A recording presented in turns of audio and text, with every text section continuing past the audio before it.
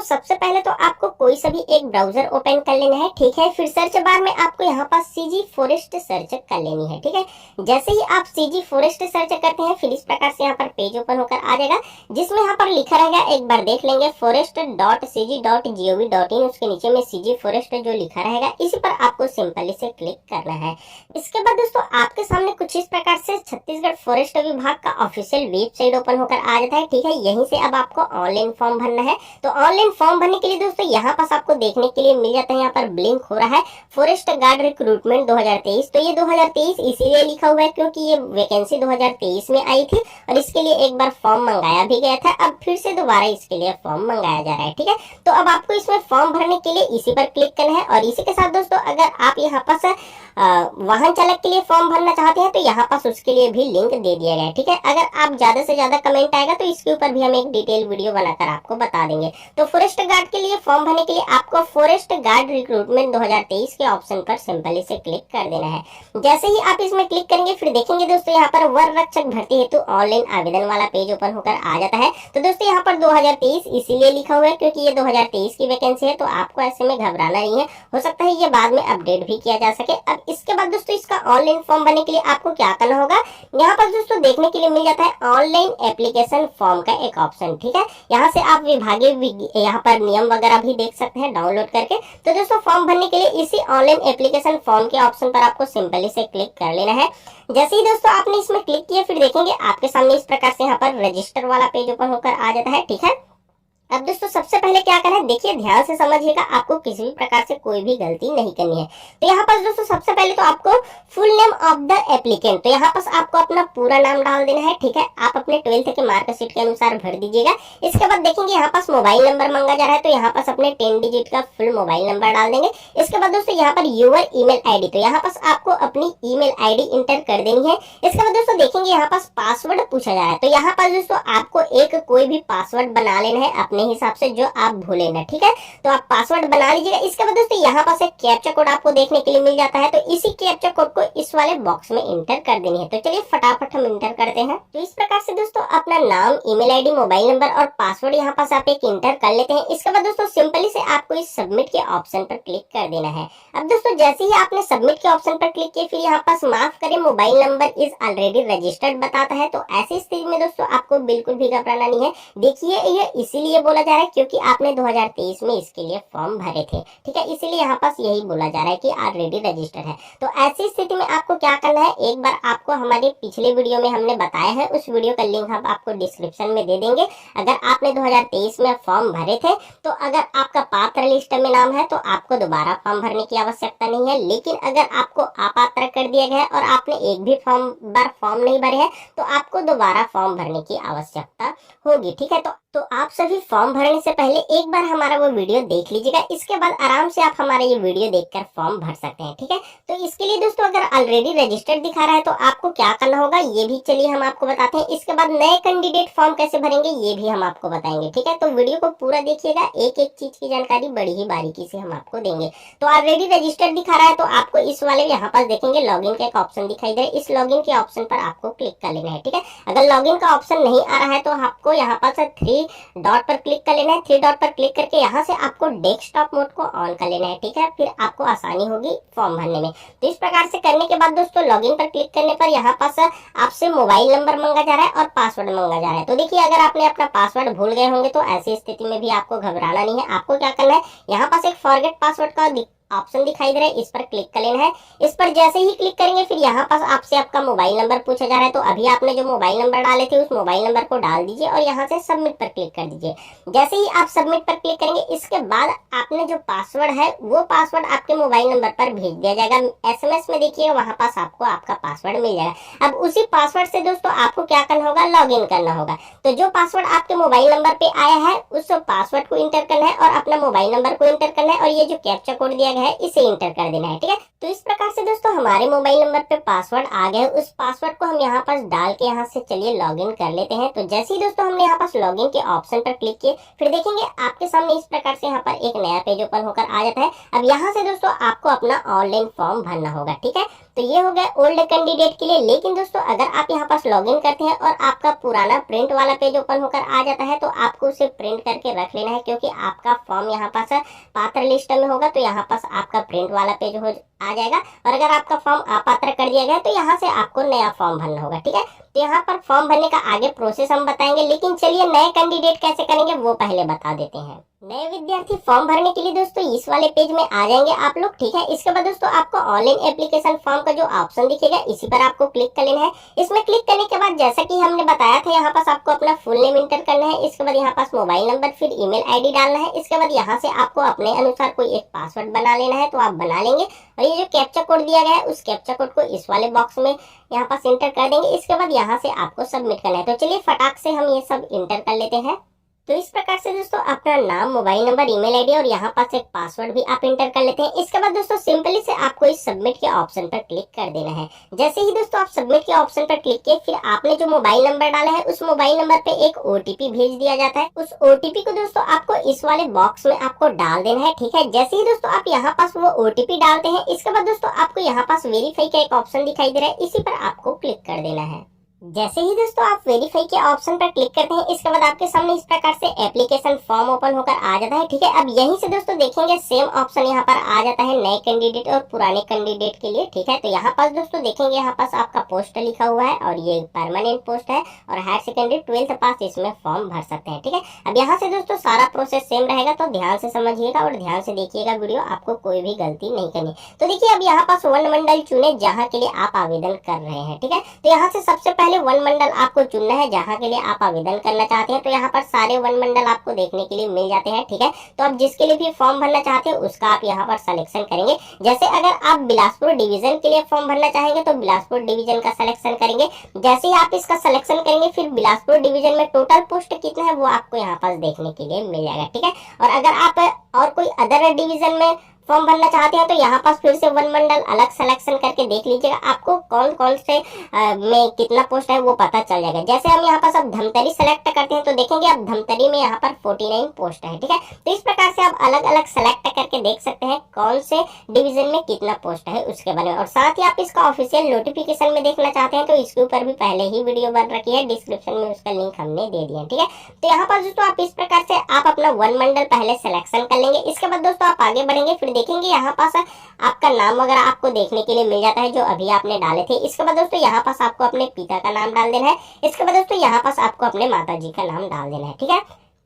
इसके बाद दोस्तों यहाँ से आपको अपनी जन्म तिथि डाल देनी है। इसके बाद दोस्तों आपका जन्म तिथि जैसे ही आप यहाँ पर डालते हैं यहाँ पर शब्दों में ऑटोमेटिक आ जाएगा, ठीक है। इसके बाद दोस्तों यहाँ पर 10वीं का अंक सूची संलग्न करें। तो यहाँ से दोस्तों आपको अपनी 10वीं का अंक सूची अपलोड करनी होगी, वो फोटो फॉर्मेट में आप अपलोड कर सकते हैं, कोई दिक्कत नहीं होगी। तो अपलोड करने के लिए दोस्तों यहाँ पास आपको एक चूज फाइल का ऑप्शन दिखाई दे रहा है, इस चूज फाइल पर क्लिक कर दीजिए। इसके बाद आप अपने जिस भी मीडिया फोल्डर में रखे हुए हैं उस फोल्डर पे जाकर आप यहाँ से अपना वो जो डॉक्यूमेंट है वो 10th का मार्कशीट है उसके यहाँ से आप सिलेक्शन कर लेंगे, ठीक है। तो चलिए मैं फटाक से यहाँ पर सिलेक्शन कर लेता हूँ। तो कहाँ पास रखे हैं इस प्रकार से आप देख लेंगे, जहाँ पास भी आपने अपने 10th का मार्कशीट रखे होंगे उसको यहाँ पास इस प्रकार से सिलेक्शन करेंगे। फिर पेज यहाँ पर थोड़ी देर लोडिंग होगा, ठीक है, क्योंकि ये अपलोड हो रहा है, तो आप थोड़ी देर वेट कर लेंगे। फिर इस प्रकार से दोस्तों आपका 10वीं का मार्कशीट अपलोड हो जाता है, ठीक है। यहाँ पर व्यू फाइल पर क्लिक करके आप डाउनलोड करके देख भी सकते हैं। तो इस प्रकार से दोस्तों अपना नाम वगैरह, माता जी का नाम, पिताजी का नाम और अपना यहाँ पर जन्म तिथि डालेंगे तो यहाँ पर शब्दों में ऑटोमेटिक आपका जन्म तिथि आ जाता है और आपका आयु 1/1/2023 की स्थिति में कितना हुआ है वो भी यहाँ पास लिखा हुआ आ जाता है, ठीक है। तो इतना फिल करने के बाद दोस्तों अब आपको आगे बढ़ जाना है। अब दोस्तों यहाँ पास देखेंगे आपसे जाति वर्ग आपको सिलेक्शन करने के लिए पूछा जा रहा है। तो सिंपली से दोस्तों इस सेलेक्ट पर क्लिक करेंगे। इसके बाद दोस्तों यहाँ से जनरल है तो जनरल, ओबीसी वाले में यहाँ पर 2 ऑप्शन आता है, तो आपको घबराना नहीं है। अगर देखिए आपके फैमिली ईयरली इनकम अगर 8 लाख रुपए से कम है तो ओबीसी नॉन क्रीमिलियर ही सिलेक्शन करना है, ठीक है। अन्यथा आप ओबीसी क्रीमिलियर भी सिलेक्ट कर सकते हैं। और दोस्तों यहाँ पर एससी एसटी सारे कैटेगरी आपको देखने के लिए मिल जाते हैं। तो यहाँ पर दोस्तों आपको अपना यहाँ पर कैटेगरी का सिलेक्शन करना है। इसके बाद दोस्तों देखेंगे यहाँ पास आपसे जाति प्रमाण पत्र की छाया प्रति अपलोड करने के लिए बोला जा रहा है, वो सक्षम अधिकारी द्वारा यहाँ पर सत्यापित भी होना चाहिए, ठीक है। तो यहाँ पर सत्यापित छाया प्रति ही आपको अपलोड करनी है। तो अपलोड करने के लिए दोस्तों इस चूज फाइल पर क्लिक करके आप यहाँ से अपलोड कर लेंगे। लेकिन दोस्तों एक चीज का ध्यान रखेंगे। अगर आप यहाँ पास जनरल कैटेगरी से है तो आपको अपलोड करने की आवश्यकता नहीं होगी, जैसे आप जनरल सेलेक्ट करेंगे वो ऑप्शन हट जाएगा। लेकिन दोस्तों अगर आप अदर कैटेगरी से है तो यहाँ पर दोस्तों इसका सिलेक्शन करना है और यहाँ से दोस्तों आपको अपना जो जाति प्रमाण पत्र है वो सत्यापित होना चाहिए सक्षम अधिकारी द्वारा, उसकी छाया प्रति आपको अपलोड करनी है। तो अपलोड करने के लिए सिंपली से चूज फाइल पर क्लिक करेंगे और यहाँ से आपको अपना जाति प्रमाण पत्र का सिलेक्शन कर लेना है। तो इस प्रकार से दोस्तों आप अपने जाति प्रमाण पत्र को अपलोड करते हैं, फिर यहाँ पास व्यू फाइल पर क्लिक करके आप देख भी सकते हैं अपने जाति प्रमाण पत्र को, ठीक है। इसके बाद दोस्तों आपको आगे बढ़ जाना है। फिर दोस्तों यहाँ से अब आपसे स्थायी पता की जानकारी पूछी जाती है। तो यहाँ पास दोस्तों आपको अपना कंप्लीट एड्रेस डाल देना है, जैसे अपने विलेज का नेम, अपने पोस्ट का नेम, अपने ब्लॉक का नेम, अपने डिस्ट्रिक्ट का नेम, ठीक है। सारा चीज आपको डाल देना है, ठीक है। पूरा डालेंगे अपने एड्रेस को। इसके बाद दोस्तों यहाँ पास आपसे राज्य पूछा जाता है, तो सिंपली से दोस्तों सेलेक्ट पर क्लिक करेंगे और यहाँ पर छत्तीसगढ़ सेलेक्ट कर लेंगे, ठीक है। इसके बाद दोस्तों थोड़ी देर वेट करेंगे, फिर यहाँ से आपसे जिला पूछा जाता है, तो सिंपली से दोस्तों इसमें क्लिक करेंगे। फिर आप जिस भी जिले में आते हैं उस जिले को यहाँ पास आपको फाइंड कर लेना है और यहाँ से दोस्तों आपको अपने जिले का सिलेक्शन कर लेना है। इसके बाद दोस्तों अब यहाँ पास आपसे पिन कोड पूछा जाता है, तो अपने एरिया का जो भी पिन कोड है दोस्तों उस पिन कोड को आपको यहाँ पास इंटर कर देनी है। अब ये इंटर करते हैं दोस्तों, इसके बाद यहाँ पास देखेंगे क्या आपका स्थायी पता एवं डाक व्यवहार का वर्तमान पता एक ही है, तो यहाँ पास एक ही होंगे दोस्तों, तो यहाँ पास यस पे क्लिक करेंगे, अन्यथा दोस्तों यहाँ पर नो पे आपको क्लिक करना है। एक ही है तो दोस्तों यहाँ पर यस क्लिक कर देंगे, नो करेंगे तो दोस्तों यहाँ पास आपके डाक व्यवहार का पता आपसे अलग से मांगा जाएगा, ठीक है। और अगर दोनों सेम है तो दोस्तों यहाँ पास आपको क्या करना है, सिंपली से यस पर आपको सिलेक्शन कर लेना है। जैसे ही दोस्तों यहाँ पास आप यस सेलेक्ट करते हैं, इसके बाद दोस्तों ऑटोमेटिक यहाँ पास फिल होकर आ जाएगा जो भी आप इंटर किए रहेंगे। और साथ ही साथ दोस्तों यहाँ पास आपको अपना ईमेल एड्रेस भी देखने के लिए मिल जाएगा और आपको अपना मोबाइल नंबर भी नीचे में देखने के लिए मिल जाएगा। अब इसके बाद दोस्तों देखिए यहाँ पास आपसे 90 नंबर पूछा जाता है, क्या आप छत्तीसगढ़ के मूल स्थानीय निवासी हैं, तो यहाँ पास यदि हाँ तो प्रमाण पत्र की छाया प्रति आपको अपलोड करनी है। तो दोस्तों यहाँ पास छत्तीसगढ़ के मूल निवासी यस सिलेक्शन कर लेंगे, ठीक है। इसके बाद यहाँ पास आपसे पूछा जाता है आपका निवास प्रमाण पत्र किस जिले का है, तो आपका निवास प्रमाण पत्र जिस भी जिले का है उस जिले को यहाँ से आपको फाइंड कर लेना है और सिलेक्शन कर लेना है। इसके बाद दोस्तों देखेंगे यहाँ पास प्रमाण पत्र की सत्यापित छाया प्रति संलग्न करें, तो ध्यान रखेंगे यहाँ पास आपके निवास प्रमाण पत्र सत्यापित होना चाहिए और उसी को यहाँ पास आपको अपलोड करनी होगी। तो अपलोड करने के लिए दोस्तों यहाँ पर चूज फाइल पर क्लिक करके आप अपलोड करेंगे। तो इस प्रकार से दोस्तों आपका निवास प्रमाण पत्र अपलोड हो जाता है। फिर यहाँ पास व्यू फाइल पर क्लिक करके आप देख भी सकते हैं, ठीक है। इसके बाद दोस्तों अब यहाँ से आपसे जेंडर की जानकारी मांगी जाती है, तो यहाँ पास दोस्तों आप मेल है या फिर फीमेल है उसको यहाँ पर सेलेक्ट कर लेना है।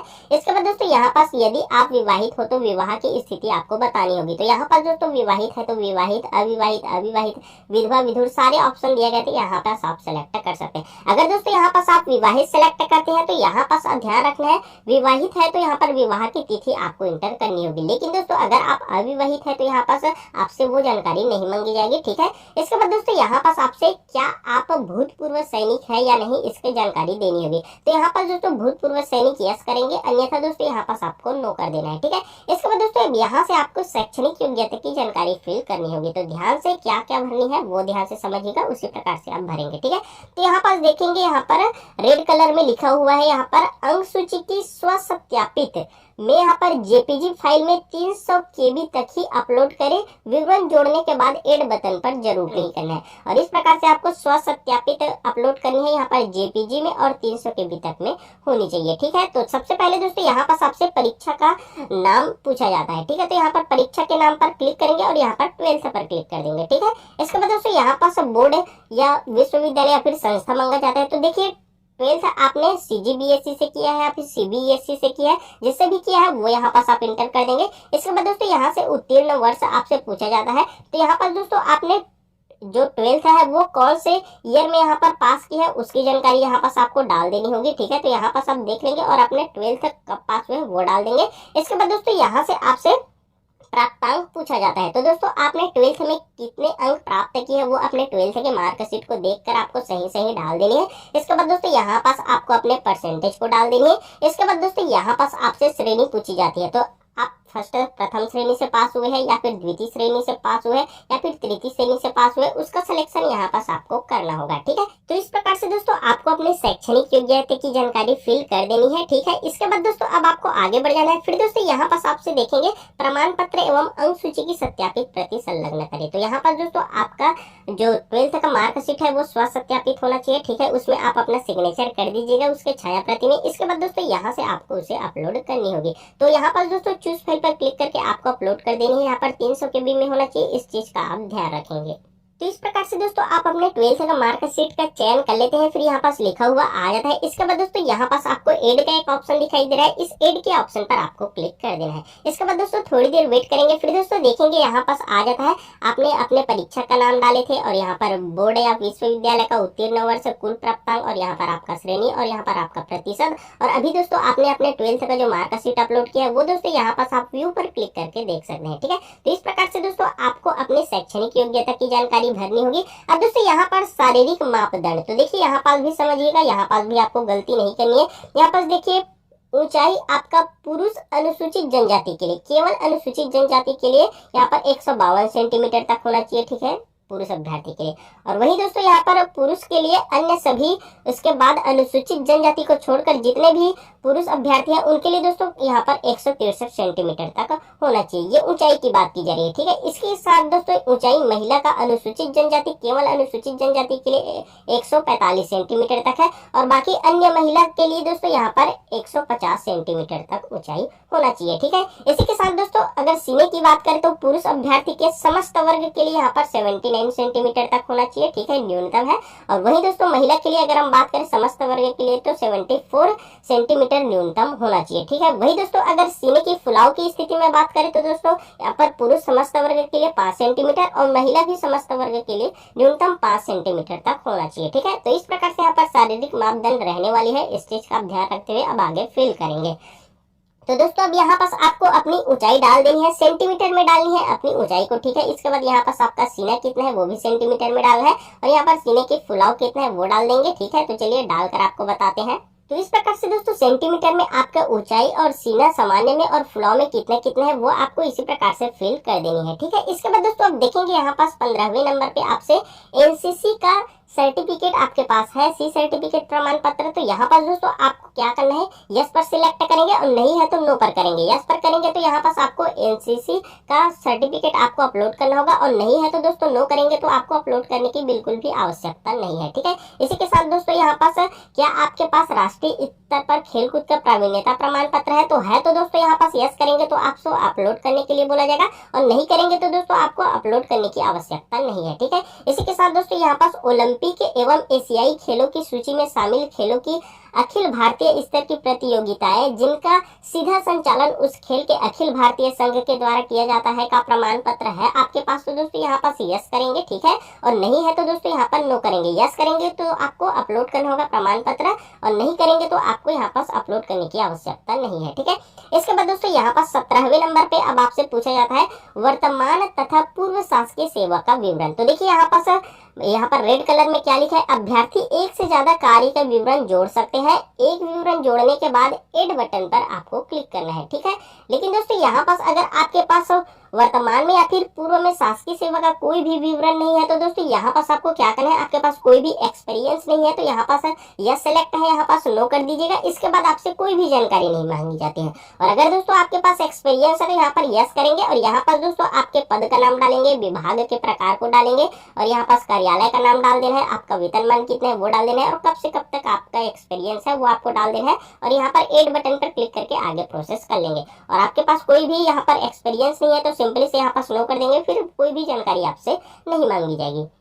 इसके बाद दोस्तों अब 18वें नंबर पर आपसे पूछा जाता है यदि अभ्यर्थी के विरुद्ध दंडिक प्रकरण किसी पुलिस थाने या फिर न्यायालय में लंबित है तो दोस्तों यहाँ पास आपको उसकी जानकारी देनी होगी। यहाँ पास दोस्तों लंबित है तो यस करेंगे, अन्यथा दोस्तों यहाँ पास आपको नो कर देना है। ठीक है, इसके बाद दोस्तों यहाँ पास आप देखेंगे एप्लीकेंट फोटो और सिग्नेचर। तो यहाँ से दोस्तों अब आपको अपना फोटो और सिग्नेचर अपलोड करना है। देखिए फोटो की साइज आपकी 100 KB में होना चाहिए और आपके सिग्नेचर की साइज 50 KB में होना चाहिए। इसी चीज का भी ध्यान रखेंगे कि आपका फोटो की हाइट जो है 220 पिक्सल होना चाहिए और वेट यहाँ पर 300 पिक्सल होना चाहिए और वही आपके सिग्नेचर की यहाँ पर 220 पिक्सल से यहाँ पर 90 पिक्सल होना चाहिए। ठीक है, तो यहाँ पास आपका 100 KB और 50 KB में आपको अपलोड करनी होगी। तो फोटो को दोस्तों आपको 100 KB में अपलोड करनी है। तो अपलोड करने के लिए यहाँ पर चूज फाइल पर आप सिंपली से क्लिक कर देंगे। इसके बाद दोस्तों जिस भी फोल्डर में आपने अपने फोटो को रखे हुए हैं उस फोल्डर में आपको चले जाना है और यहाँ से दोस्तों अब आपको अपने फोटो का सिलेक्शन कर लेना है। तो देख लेंगे दोस्तों आपने अपने मोबाइल फोन पे या फिर किसी भी फोल्डर में आप रखे, यहाँ से इस प्रकार से फोटो सिलेक्ट करेंगे। फोटो सिलेक्ट करेंगे, फिर थोड़ी देर वेट करेंगे, फिर देखेंगे दोस्तों यहाँ पास आपका फोटो कुछ इस प्रकार से अपलोड होकर आ जाता है। इसी प्रकार से दोस्तों सेम आपको सिग्नेचर अपलोड करने के लिए सिग्नेचर के नीचे में जो यहाँ पर चूज से लिखा हुआ है इसी पर क्लिक करके आपको अपना सिग्नेचर भी सेलेक्ट कर लेना है। तो कुछ इस प्रकार से दोस्तों आप अपना फोटो भी अपलोड कर लेते हैं, इसी के साथ दोस्तों अपना सिग्नेचर भी अपलोड कर लेते हैं। फिर दोस्तों आपको नीचे आ जाना है। फिर दोस्तों यहाँ पर घोषणा पत्र देख पाएंगे, यहाँ पास लिखा हुआ है, इसे आप अच्छे से रीड कर सकते हैं। ठीक है, इसके बाद दोस्तों यहाँ पास एक बॉक्स आपको देखने के लिए मिल जाता है। इस बॉक्स पर आपको सिंपली से क्लिक कर देना है। जैसे दोस्तों आप इसमें क्लिक करेंगे फिर यहाँ पास आपका नाम शो करेगा। ठीक है, इसके बाद दोस्तों नीचे आ जाना है। नीचे आएंगे दोस्तों फिर देखेंगे यहाँ पास आपसे पूछा जाता है एप्लीकेशन को ध्यानपूर्वक चेक कर ले, एक बार सेव एंड कंटिन्यू पे क्लिक करने के बाद किसी भी प्रकार से चेंज संभव नहीं है। तो दोस्तों एक बार आपको अपने फॉर्म को अच्छे से चेक कर लेना है। जितने भी डिटेल फिल किया उन सभी डिटेल को आपको बारीक से चेक कर लेनी है। ठीक है, सारा चीजें सही है। तो दोस्तों अब आपको क्या करना होगा, यहाँ पर सेव एंड कंटिन्यू के ऑप्शन पर क्लिक कर देना होगा। लेकिन दोस्तों कोई मिस्टेक है तो आपको उसे सुधार कर लेनी है। तो चलिए यहाँ पर सेव एंड कंटिन्यू के ऑप्शन पर क्लिक कर लेते हैं।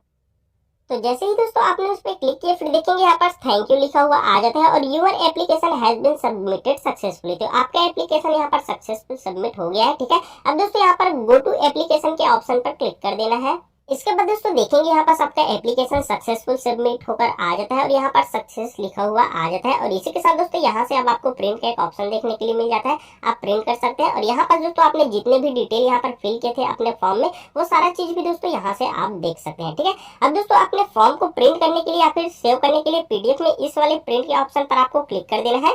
इसके बाद दोस्तों यहाँ पास आपके प्रिंट का पेज का प्रीव्यू आपको देखने के लिए मिल जाता है कुछ इस प्रकार से। ठीक है, अब दोस्तों इसे पीडीएफ में सेव करने के लिए यहाँ पास देखेंगे सेव एज पीडीएफ का एक ऑप्शन आपको देखने के लिए मिल जाएगा। इस सेव एज पीडीएफ के ऑप्शन पर क्लिक कर दीजिए। जैसे ही इसमें क्लिक करेंगे इसके बाद दोस्तों यहाँ पर सेव के ऑप्शन पर आपको क्लिक कर देना है। जैसे ही दोस्तों आपने इसमें क्लिक किया फिर देखेंगे आपका फॉर्म पीडीएफ में सेव होकर आ जाता है। तो कुछ इस प्रकार से दोस्तों आपको वन रक्षक फॉरेस्ट गार्ड के लिए ऑनलाइन फॉर्म भरना था। उम्मीद है इस वीडियो के माध्यम से आपको कंप्लीट समझ में आ गया होगा। ठीक है, तो वीडियो के लास्ट में एक बार और आप सभी को बता दो दोस्तों कि अगर आपको अपात्र कर दिया गया है तो आप नया फॉर्म भर सकते हैं। ठीक है, और जो कैंडिडेट ने यहाँ पर फॉर्म नहीं भरे थे वो भी यहाँ पास नया फॉर्म इस प्रकार से भर सकते हैं। उम्मीद है इस वीडियो में आपको दी गई जानकारी काफी हेल्पफुल रही होगी। तो इसी प्रकार से दोस्तों आप अपना फॉर्म भर लीजिएगा और चैनल पर नए होंगे तो दोस्तों चैनल को भी सब्सक्राइब करके रख लीजिएगा इस भर्ती से संबंधित आगे आने वाली अपडेट की जानकारी के लिए। साथ ही साथ दोस्तों इस वीडियो को आगे शेयर भी कर दीजिएगा अन्य दोस्तों के साथ ताकि वो भी अपना फॉर्म इसी प्रकार से बिल्कुल फ्री में बिना शुल्क के भर सके। ठीक है, फिलहाल इस वीडियो में बस इतना ही दोस्तों। चलिए फिर से मिलेंगे आपके साथ एक नई वीडियो लेकर, तब तक के लिए दोस्तों धन्यवाद। जय हिंद।